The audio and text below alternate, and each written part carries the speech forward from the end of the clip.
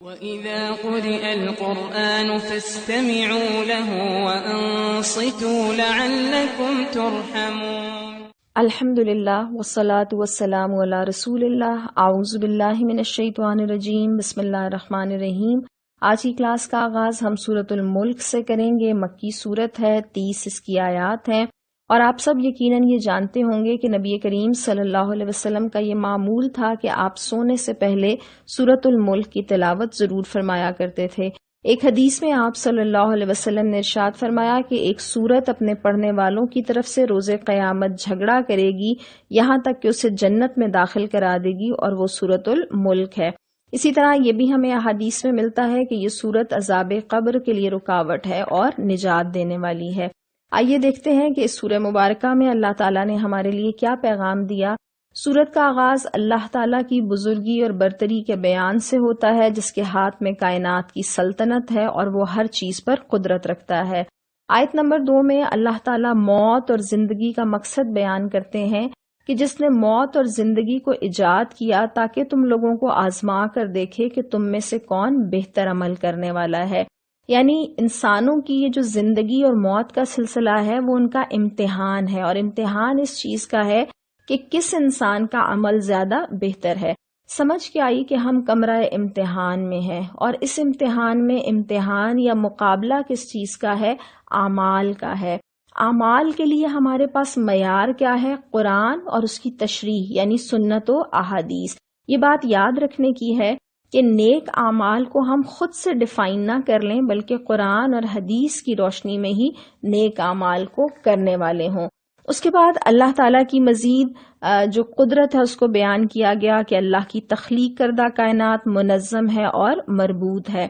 آگے جا کر آیت نمبر 6 سے اللہ تعالیٰ دوزخی لوگوں کا یا کفر کرنے والوں کا بیان فرماتے ہیں، اور یہ بتاتے ہیں کہ جب وہ اس میں پھینکے جائیں گے تو اس جہنم کے دھاڑنے کی ہولناک آواز سنیں گے، اللہم اجرنا من النار۔ پھر اللہ فرماتے ہیں کہ وہ شدت غضب سے پھٹی جاتی ہوگی، اور جب کوئی شخص اس کے اندر ڈالا جائے گا تو وہ اس کے کارندے ان لوگوں سے پوچھیں گے کہ کیا تمہارے پاس کوئی خبردار کرنے والا نہیں آیا تھا؟ وہ جواب دیں گے، ہاں خبردار کرنے والا ہمارے پاس آیا تھا، مگر ہم نے اسے جھٹلا دیا، کہا کہ اللہ نے کچھ بھی نازل نہ کیا، اور جو ہمارے پاس ہدایت لے کر آئے تھے ہم نے انہیں ہی کہا کہ تم بڑی گمراہی میں پڑے ہوئے ہو۔ اور پھر وہ حسرت سے کہیں گے کہ کاش ہم سنتے یا سمجھتے تو آج اس بھڑکتی ہوئی آگ میں شامل نہ ہوتے۔ اللہ تعالیٰ فرماتے ہیں کہ وہ اپنے قصور کا اعتراف خود ہی کر لیں گے۔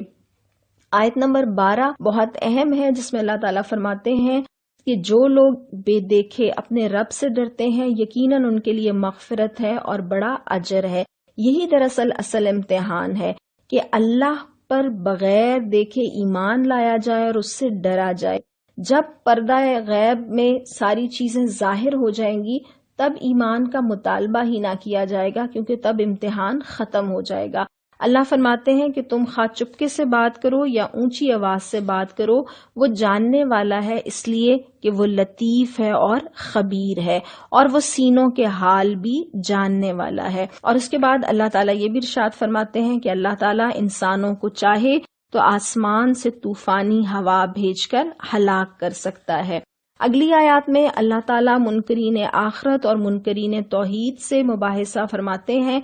کہ وہ جو رحمان ہے اس کے علم اور قدرت کو سمجھنے کے لیے آسمان پر اڑتے پرندوں کو پر پھیلاتے اور سکیڑتے ہوئے دیکھ کر عبرت حاصل کرنا چاہیے۔ مغرور کافروں کو معلوم ہونا چاہیے کہ رحمان کے علاوہ کوئی ہستی ان کی مدد نہیں کر سکتی، اور یہ بھی معلوم ہونا چاہیے کہ کوئی اور ان کو رزق فراہم نہیں کر سکتا، اور اگر وہ رزق روک لے تو کوئی اور ہستی انہیں رزق فراہم نہیں کر سکتی۔ پھر اللہ تعالیٰ فرماتے ہیں کہ کیا زمین کی طرف دیکھنے والا مادہ پرست اور توحید پر صراط مستقیم پر گامزن شخص، کیا یہ دونوں برابر ہو سکتے ہیں؟ اور اللہ فرماتے ہیں کہ انسان کی سماعت اور انسان کی بصارت اور انسان کو عقل دینے والا خالق اللہ ہی ہے، اور اسی کا شکر کرنا چاہیے۔ پھر اللہ فرماتے ہیں کہ جس اللہ نے انسانوں کو زمین پر پھیلایا ہے وہی روز قیامت انہیں جمع کرے گا، اور نبی کریم صلی اللہ علیہ وسلم کا کام قیامت کا وقت بتانا نہیں بلکہ اس کی آفت سے خبردار کرنا ہے۔ اور روز قیامت انکار کرنے والوں کے چہرے سیاہ ہوں گے۔ پھر اللہ تعالیٰ یہ بھی ارشاد فرماتے ہیں کہ ان کو یہ بتا دو کہ اگر اللہ تعالیٰ نبی کریم صلی اللہ علیہ وسلم اور صحابہ کو ختم کر دے یا ان پر رحم فرمائے تو یہ اللہ کا معاملہ ہے، تو لیکن اس کی کیا ضمانت ہے کہ اللہ کافروں کو عذاب علیم سے دوچار نہیں کرے گا؟ تو رسول صلی اللہ علیہ وسلم کو گمراہ کہنے کے بجائے ان منکرین کو اپنی فکر کرنی چاہیے، اور اہل ایمان اللہ پر ایمان لا کر اسی پر بھروسہ کرتے ہیں، کسی اور ہستی پر بھروسہ نہیں کرتے۔ بہت جلد فیصلہ ہو جائے گا کہ نبی صلی اللہ علیہ وسلم غلط راستے پر ہیں یا مشرکین مکہ تم کھلی گمراہی میں مبتلا ہو۔ اور آخری آیت میں اللہ تعالیٰ توحید کی ایک اور دلیل پیش کرتے ہیں کہ کافر ذرا یہ غور کر لیں کہ اگر اللہ تعالیٰ زمین میں پانی کی سطح نیچے کر دے تو اور کون سی ہستی ہے جو انہیں صاف شفاف پانی فراہم کر سکتی ہے؟ وہ تو اس نتیجے پر ان کو پہنچنا چاہیے کہ اللہ رب بھی ہے اور قدرت کامل رکھنے والا بھی ہے۔ ایک حدیث کے ساتھ اس سورہ مبارکہ کا اختتام کرتے ہیں کہ نبی صلی اللہ علیہ وسلم نے فرمایا، دنیا پیٹھ پھیر کر جا رہی ہے اور آخرت سامنے آ رہی ہے، ان دونوں میں سے ہر ایک کے چاہنے والے ہیں، پس تم آخرت کے چاہنے والے بنو اور دنیا کے چاہنے والے نہ بنو، کیونکہ آج تو عمل کا موقع ہے اور حساب نہیں، اور کل حساب ہوگا اور عمل کا موقع نہیں۔ اس کے بعد اگلی سورت سورۃ القلم ہے، مکی سورت ہے، 52 اس کی آیات ہیں۔ اس کی ابتدا میں اللہ تعالیٰ فرماتے ہیں کہ قسم ہے قلم کی اور اس چیز کی جسے لکھنے والے لکھ رہے ہیں، یعنی قلم اور کتاب کی قسم کھانے کے بعد اللہ تعالیٰ فرماتے ہیں کہ آپ صلی اللہ علیہ وسلم مجنون نہیں ہیں۔ یہ وہ دور تھا ابتدائی مکہ کا جس میں نبی کریم صلی اللہ علیہ وسلم پر مجنون ہونے اور دیوانگی کے الزام لگائے جاتے تھے۔ اللہ تعالیٰ فرماتے ہیں کہ اللہ کے نبی صلی اللہ علیہ وسلم کے لیے ایسا اجر ہے جس کا سلسلہ کبھی ختم ہونے والا نہیں، اور آپ صلی اللہ علیہ وسلم اخلاق کے بڑے مرتبے پر ہیں۔ اور حضرت عائشہ فرماتی ہیں کہ نبی کریم صلی اللہ علیہ وسلم کا اخلاق قرآن تھا۔ اور اس آیت سے دراصل اللہ تعالیٰ یہ بات واضح فرماتے ہیں کہ انسانیت کی ہدایت کا کام جو نبی صلی اللہ علیہ وسلم کر رہے ہیں، اور اس کام کے لیے جو اذیتیں برداشت کر رہے ہیں، ایک کمزور اخلاق کا انسان یہ کام کر ہی نہیں سکتا۔ نبی صلی اللہ علیہ وسلم کا اخلاق انتہائی بلند ہے۔ پھر اللہ تعالیٰ فرماتے ہیں کہ عنقریب تم بھی دیکھ لو گے اور ہم بھی دیکھ لیں گے کہ تم میں سے کون جنون میں مبتلا ہے۔ اگلی آیات میں اللہ کے نبی صلی اللہ علیہ وسلم کو ان جھٹلانے والوں کے آگے نہ جھکنے کی ہدایت کی گئی۔ اللہ فرماتے ہیں کہ وہ چاہتے ہیں کہ آپ صلی اللہ علیہ وسلم کچھ نرم پڑھیں تو وہ بھی نرمی دکھائیں، یعنی دین کے معاملے میں کچھ کمپرومائز کر لیا جائے، لیکن عقیدے کے معاملے میں کسی قسم کی سودے بازی نہیں ہو سکتی۔ اللہ تعالیٰ نبی صلی اللہ علیہ وسلم کو کسی ایسے لیڈر سے نہ دبنے کا حکم دیتے ہیں جو بہت زیادہ قسمیں کھانے والا بے وقت آدمی ہے، تانے دیتا ہے، چغلیاں کھاتا پھرتا ہے، بھلائی سے روکتا ہے، ظلم و زیادتی میں حد سے گزر جانے والا ہے اور سخت بدعمال ہے، جفاکار ہے اور ان سب عیوب کے ساتھ دراصل بد اصل ہے، صاحب مال اور اولاد ہونے کی وجہ سے غرور اور تکبر میں مبتلا ہے، اور جب اللہ کی آیات اسے سنائی جاتی ہیں تو کہتا ہے یہ تو اگلے وقت کی کہانیاں ہیں۔ اللہ فرماتے ہیں کہ عنقریب اس کی تذلیل ہوگی۔ اگلی آیات میں اللہ تعالیٰ باغ والوں کا قصہ بیان فرماتے ہیں اور کہتے ہیں کہ باغ والوں کی طرح دراصل قریش کی بھی آزمائش ہو رہی ہے۔ مختصراً باغ والوں کا واقعہ کیا تھا کہ یہ باغ والے انہوں نے یہ کہا کہ ہم صبح سویرے اپنے باغ کے پھل توڑیں گے، اور اللہ فرماتے ہیں کہ وہ یہ بات اس طرح سے کر رہے تھے جیسے انہیں اپنی قدرت اور اپنے اختیار پر مکمل بھروسہ تھا، اس لیے قسم کھا کر بے تکلف کہہ دیا کہ ہم کل ضرور اپنے باغ کے پھل توڑیں گے، اور یہ کہنے کی ضرورت محسوس نہ کرتے تھے کہ اگر اللہ نے چاہا تو ہم یہ کام کریں گے، لیکن چونکہ اصل قادر اللہ ہے تو اللہ فرماتے ہیں کہ رات کو وہ سوئے ہوئے تھے جب تمہارے رب کی طرف سے ایک بلا اس باغ پر پھر گئی اور اس کا حال ایسے ہو گیا جیسے کٹی ہوئی فصل ہو۔ پھر اللہ فرماتے ہیں کہ صبح سویرے انہوں نے ایک دوسرے کو پکارا کہ جلدی جلدی ہم اپنے باغ کی طرف چلیں، اور چپکے آپس میں کہتے کہ آج کوئی مسکین تمہارے پاس باغ میں نہ آنے پائے، یعنی ان کا یہ فیصلہ تھا کہ وہ کسی کو کچھ نہ دیں گے، بخیل لوگ تھے۔ اور اللہ فرماتے ہیں کہ جب انہوں نے اپنا باغ دیکھا تو پہلے تو حیران رہ گئے کہ شاید ہم راستہ بھول گئے، اور پھر فوراً انہیں سمجھ آئی کہ ہم تو محروم رہ گئے۔ پھر ان میں سے بہتر آدمی نے کہا کہ کہ میں نے تم سے کہا نہ تھا کہ تم تسبیح کیوں نہیں کرتے، یعنی تم کیوں اللہ کو نہیں پکارتے اور کیوں انشاءاللہ نہیں کہتے؟ تو پھر وہ پکار اٹھے کہ پاک ہے ہمارا رب، واقعی ہم گناہگار تھے، ایک دوسرے کو ملامت کرنے لگے، اور پھر انہوں نے یہ کہا کہ ہم اللہ کی طرف رجوع کرتے ہیں۔ اور اللہ تعالیٰ یہ بات ارشاد فرماتے ہیں کہ ایسا ہوتا ہے دنیا کا عذاب اور آخرت کا عذاب اس سے بھی بڑا ہے، کاش یہ لوگ جانتے۔ پھر اللہ تعالیٰ فرماتے ہیں کہ خدا ترس لوگوں کے لیے نعمت بھری جنتیں ہیں، فرما برداروں اور مجرموں کا انجام مختلف ہوگا۔ نبی کریم صلی اللہ علیہ وسلم کو جلد بازی سے بچنے کا حکم دیا گیا اور تسلی دی گئی کہ اے نبی صلی اللہ علیہ وسلم، آپ اس کلام کے جھٹلانے والوں کا معاملہ مجھ پر چھوڑ دیں، میں ان سے نمٹ لوں گا۔ پھر فرمایا کہ میں ان کی رسی دراز کر رہا ہوں اور میری چال بڑی زبردست ہے، میری تدبیر نہایت محکم ہوتی ہے، اور اپنے رب کا فیصلہ صادر ہونے تک صبر کیجئے، جلد بازی سے کام نہ لیجئے اور مچھلی والے یونس علیہ السلام کی طرح جلد بازی نہ کیجئے۔ منکرین حق سے یہ کہا گیا کہ اگر وہ توجہ سے قرآن پر غور و فکر کریں گے تو انہیں معلوم ہو جائے گا کہ یہ قرآن کسی مجنون کا کلام نہیں بلکہ یہ تو اللہ کا کلام ہے جو سارے جہان والوں کے لیے نصیحت ہے۔ اب ہم سورۃ الحاقہ کے مضامین کا خلاصہ دیکھیں گے۔ یہ بھی مکی سورت ہے، 52 اس کی آیات ہیں، اور الحاقہ سے مراد ہے قیامت کا دن، یعنی وہ واقعہ جس کو لازماً پیش آ کر رہنا ہے یا جس کا آنا برحق ہے اور جس کے آنے میں کسی شک کی گنجائش نہیں ہے، اور اس لفظ کو قیامت کے لیے استعمال کیا گیا ہے۔ پہلی 3 آیات میں اللہ تعالیٰ یہ بات ارشاد فرماتے ہیں کہ قیامت برحق ہے اور حق کو حق ثابت کرنے والی آفت ہے،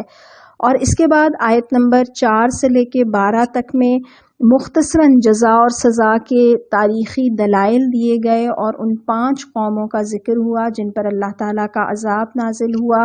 یہ قوم عاد، قوم سمود، قوم فرعون، قوم لوط علیہ السلام اور قوم نوح علیہ السلام، اور یہ بتایا گیا کہ یہ بھی آخرت کے منکر تھے اور ان کے احوال سے عبرت حاصل کرنی چاہیے اور یاد رکھنے والے کانوں کو اسے سن کر محفوظ کر لینا چاہیے۔ آیت نمبر 13 سے 18 تک میں مناظر قیامت دکھائے گئے ہیں کہ جب سور پھونکا جائے گا اور پہاڑوں اور زمین کو ریزہ ریزہ کر دیا جائے گا۔ یہ دن اللہ کے حضور پیشی کا ہوگا اور انسانوں کی کوئی چیز بھی چھپی ہوئی نہ ہوگی۔ اس کے بعد کی آیات میں یہ بتایا گیا کہ نیک لوگوں کے اعمال نامے ان کے سیدھے ہاتھ میں دیے جائیں گے، اور یہ وہ لوگ تھے جو حساب کتاب پر یقین رکھتے تھے، یہ جنت کی نعمتوں سے لطف اندوز ہوں گے۔ اور آیت نمبر 25 سے آگے برے لوگوں کے متعلق بتایا گیا کہ ان کے اعمال نامے بائیں ہاتھ میں دیے جائیں گے، اور فرمایا کہ جن کو بائیں ہاتھ میں اعمال نامے دیے جائیں گے وہ قیامت کے دن پچھتائیں گے کہ ان کا مال ان کے کچھ کام نہ آیا اور نہ ان کا اقتدار۔ یہ وہ لوگ تھے جو اللہ پر ایمان نہیں رکھتے تھے، مساکین کو کھانا کھلانے کی ترغیب نہیں دیتے تھے، اور انہیں زنجیروں سے جکڑ کر دوزخ میں پھینک دیا جائے گا، کھولتے ہوئے پانی اور زخموں کے دھون سے ان کی تواضع کی جائے گی۔ اس کے بعد آیت نمبر 38 سے آگے قرآن کا تعارف ہے کہ یہ قرآن نہ تو کسی شاعر کا کلام ہے نہ کسی کاہن کا، بلکہ یہ رب العالمین کا نازل کردہ ہے،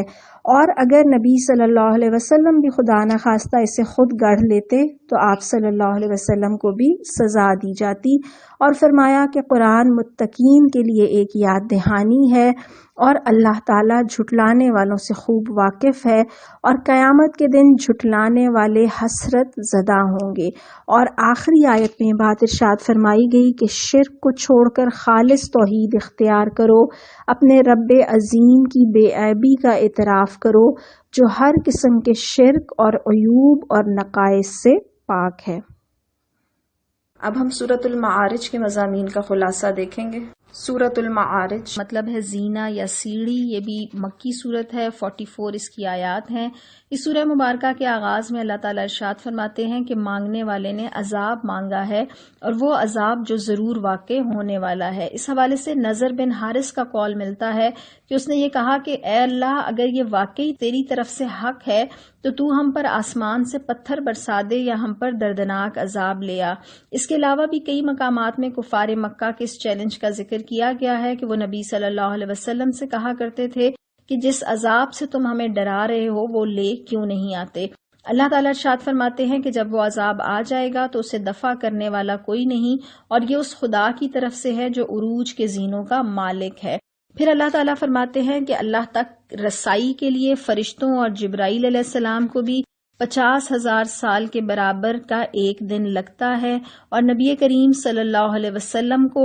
صبر جمیل کی تلقین کی گئی کہ منکرین قرآن اور منکرین قیامت کی باتوں پر صبر کرنا ضروری ہے۔ پھر اللہ فرماتے ہیں قیامت کا منظر کیا ہوگا کہ قیامت کے دن آسمان تلچھٹ کی مانند سرخ اور پہاڑ دھنکی ہوئی اون کی مانند ہو جائیں گے۔ اس دن کوئی جگری دوست اپنے جگری دوست کو دیکھنے کے باوجود نہ پوچھے گا۔ اس دن مجرم چاہے گا کہ عذاب کے بدلے اپنے بیٹوں، بیوی، بھائی اور اپنے قریب ترین خاندان کو اور زمین کے سب لوگوں کو فدیے میں دے دے اور اس عذاب سے نجات حاصل کر لے۔ اور اللہ فرماتے ہیں دوزخ کے جو شعلوں کی لپٹیں ہیں وہ بخیل لوگوں کی چمڑی ادھیڑ لیں گی، اور دوزخ کی آگ ان سب بخیلوں کو کھینچ کر بلا لے گی جنہوں نے کیا کیا تھا۔ اللہ فرماتے ہیں جنہوں نے حق سے منہ موڑا تھا اور مال جمع کیا تھا اور اسے سینت سینت کر رکھا تھا، یعنی جمع کر کے رکھا اور اسے کسی بھلائی کے کام پر خرچ نہ کیا۔ پھر اللہ تعالیٰ ارشاد فرماتے ہیں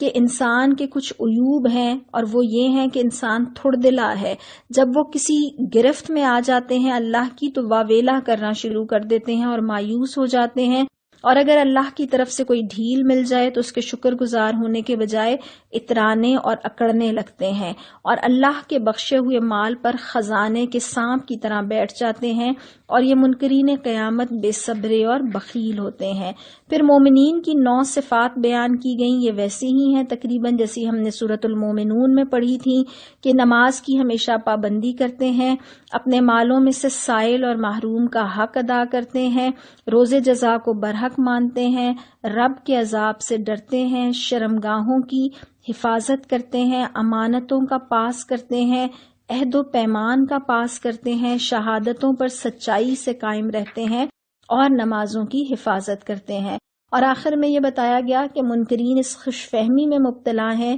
کہ جو عیش و آرام انہیں یہاں حاصل ہے، بالفرض اگر آخرت ہوئی بھی تو انہیں وہاں اس سے بڑھ کر عیش و اکرام حاصل ہوگا۔ ان کی اس خوش فہمی کی تردید کی گئی اور یہ دھمکی دی گئی کہ منکرین کو ہلاک کر کے اللہ کوئی دوسری قوم اٹھا سکتا ہے، اور فرمایا آخر میں نبی صلی اللہ علیہ وسلم کو تسلی کے لیے اور ساتھ مجرمین کو روز قیامت کے برے انجام سے ڈرایا گیا کہ اس دن ان کی نگاہیں جھکی ہوئی ہوں گی اور ذلت ان پر چھا رہی ہوگی۔ اس کے بعد ہم سورہ نوح کا مطالعہ کریں گے۔ یہ بھی مکی صورت ہے، 28 اس کی آیات ہیں، اور اس سورہ مبارکہ میں مسلمانوں کو حضرت نوح علیہ السلام کی طویل دعوتی زندگی میں جو صبر و استقامت تھا اس کی تعلیم دی گئی، اور قریش کو یہ تنبیہ دی گئی کہ وہ دعوت توحید اور استغفار کو مسترد کرنے کی صورت میں انہیں قوم نوح علیہ السلام کی طرح ہلاک بھی کیا جا سکتا ہے۔ سورہ مبارکہ کا آغاز ہوتا ہے کہ اللہ تعالیٰ ارشاد فرماتے ہیں حضرت نوح علیہ السلام نے دعوت دی۔ دعوت دینے سے مراد یہ ہے کہ اللہ کے دین کی طرف پکارا اور عذاب سے خبردار کیا۔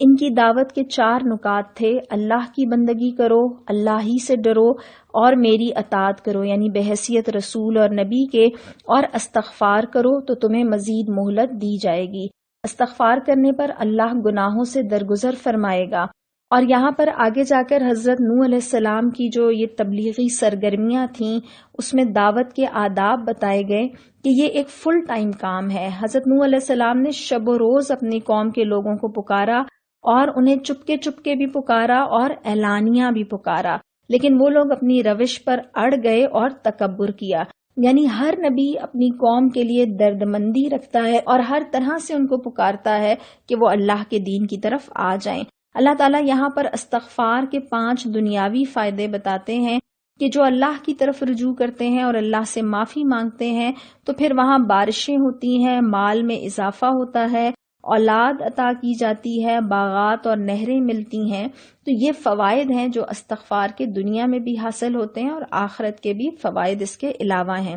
پھر اللہ تعالیٰ کی ربوبیت سے توحید اور آخرت کے دلائل پیش کیے گئے کہ اللہ نے انسان کو ایک خاص مقصد سے بڑے اہتمام کے ساتھ زمین میں پیدا کیا ہے، اور پھر وہی زمین میں لوٹائے گا اور وہی زمین میں سے دوبارہ برآمد کرے گا۔ اس کے بعد حضرت نوح علیہ السلام کی قوم کا مزید تذکرہ کیا گیا کہ 950 سال حضرت نوح علیہ السلام نے اپنی قوم کو پکارا، لیکن ان کی قوم اپنے 5 بتوں کو چھوڑنے پر تیار نہیں ہوئی۔ قوم کے جو مشرک سردار تھے اور لیڈرز تھے، انہوں نے بڑے مکر کا جال پھیلایا ہوا تھا، یعنی خود تو بہکے ہوئے تھے لیکن ایسا سارا انتظام کیا ہوا تھا کہ قوم بھی بہکی رہے۔ اور آج بھی دنیا میں آپ دیکھیں کہ کئی طرح کے مکر و فریب کے جال پھیلے ہوئے ہیں۔ حضرت نوح علیہ السلام نے اپنی قوم کے لیے بد دعا کی کہ اے اللہ ان ظالموں کی گمراہیوں میں اضافہ فرما، اور نوح علیہ السلام کی قوم پر ان کے کرتوتوں کی وجہ سے عذاب نازل ہوا اور انہیں عذاب قبر سے بھی دوچار کیا جا رہا ہے۔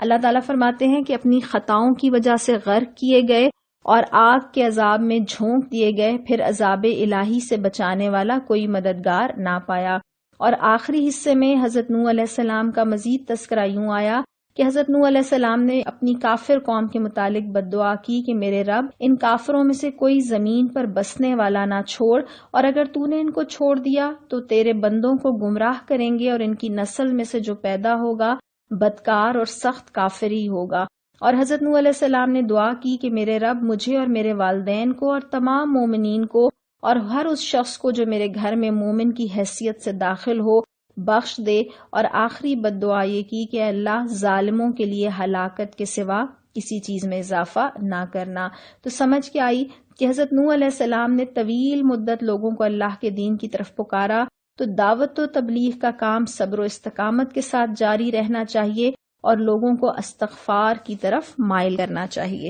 آج کی کلاس کی آخری سورت سورۃ الجن ہے، مکی سورت ہے، اس کی 28 آیات ہیں، اور اللہ تعالیٰ اس سورہ مبارکہ کے ابتدا میں فرماتے ہیں کہ اے نبی صلی اللہ علیہ وسلم کہو میری طرف وحی بھیجی گئی ہے کہ جنوں کے ایک گروہ نے غور سے سنا اور جا کر اپنی قوم کے لوگوں سے کہا، یعنی نبی صلی اللہ علیہ وسلم کو وحی کے ذریعے سے بتایا گیا کہ جنہوں نے قرآن سنا ہے، اور پھر ان جنوں کے بڑے خوبصورت آگے جملے اللہ تعالیٰ بتاتے ہیں کہ ان جنوں نے کہا کہ ہم نے ایک بڑا ہی عجیب قرآن سنا ہے جو راہ راست کی طرف رہنمائی کرتا ہے، اس لیے ہم اس پر ایمان لے آئے اور اب ہم ہرگز اپنے رب کے ساتھ کسی کو شریک نہیں کریں گے، اور یہ کہ ہمارے رب کی شان بہت اعلیٰ و عرفہ ہے، اس نے کسی کو بیوی یا بیٹا نہیں بنایا، اور یہ کہ انسانوں میں سے کچھ لوگ جنوں میں سے کچھ لوگوں کی پناہ مانگا کرتے تھے، اس طرح انہوں نے جنوں کا غرور اور زیادہ بڑھا دیا۔ جاہلیت کے زمانے میں عرب جب کسی سنسان وادی میں سے رات کو گزرتے تھے تو پکار کر کہا کرتے تھے کہ ہم اس وادی کے مالک جن کی پناہ مانگتے ہیں۔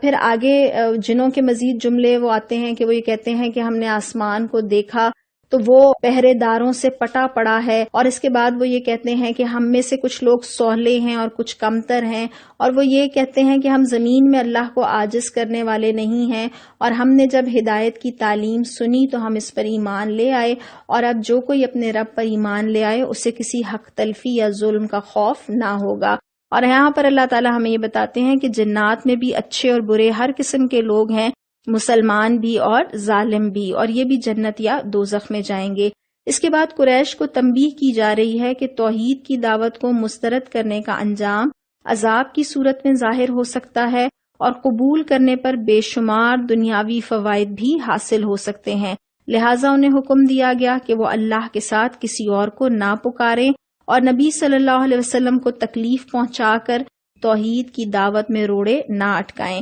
پھر اگلی آیات میں اللہ تعالیٰ ارشاد فرماتے ہیں کہ کلی علم صرف اللہ ہی کے پاس ہے، اور رسول کو وحی کے ذریعے سے باتیں بتائی جاتی ہیں، کلی اختیارات یا تمام اختیارات صرف اللہ کے پاس ہیں، رسول نفع یا نقصان کا اختیار نہیں رکھتے، اور ہر رسول کی ذمہ داری ہے کہ وہ اللہ کی طرف بلائے اور اللہ کے پیغام لوگوں تک پہنچائے۔ اور آخر میں یہ بات بتائی گئی کہ اللہ کے رسولوں کی دعوت کو ٹھکرانے والوں کو جہنم رسید کر دیا جائے گا۔ اللہ تعالی ہم سب کو توحید کے ساتھ پکا جڑ کر رہنے والا بنائے۔ وآخر دعوانا ان الحمد للہ رب